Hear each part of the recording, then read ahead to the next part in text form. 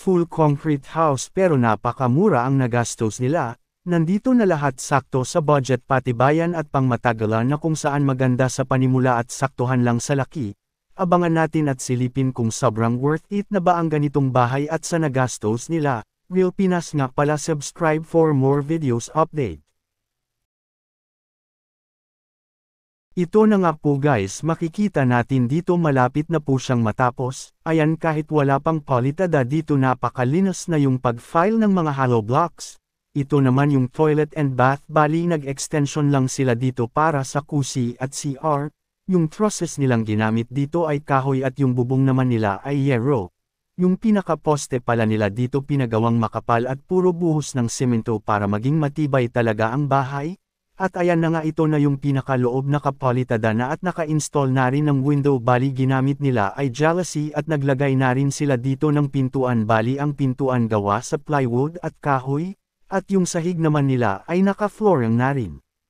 Ayan na nga, napakalinis kahit hindi na ito pinturahan, at pwede na nga rin malipatan. Ito na nga po makikita natin yung sa extension sa kanilang kusina. Bali gawa naman ito sa bamboo. Kawayan muna ang kanilang ginamit sa kusina guys para makatipid sila. Bali ang sukat nga pala sa bahay na ito ay 10 feet by 14 feet, provision 1 bedroom and small office space for work. CR and kitchen area, sa bamboo extension nila ang sukat ay 10 feet by 7 feet. Ang pagkagawa nito ay pakyawan, bali tinapos po ito nila ng 1 month. 25k pesos naman ang singil nila dito, sa materials naman gumastos sila lahat ng 55k pesos. Total expenses more or less 80k pesos including pagpapakabit ng kuryente, labor at materials.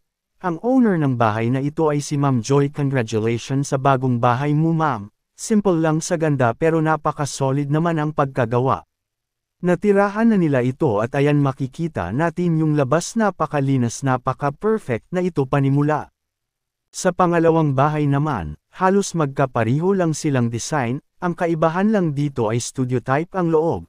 Full concrete din ito at sa trusses nila gumamit din sila dito ng kahoy. Ayan na nga, makikita natin hindi na sila dito gumamit ng poste pero napakatibay rin ito dahil hindi naman masyado kalakihan itong bahay, at talagang makakatipid sila dito. Bali ang buong sukat sa studio type house na ito ay 4 feet by 9 feet na kung saan parang kwarto lang po siya kalaki. Ayan naman yung loob, nakapolitada na at flooring na yung sahig. Makikita natin dito sa loob nila ang kanilang lababo at ang kanilang CR.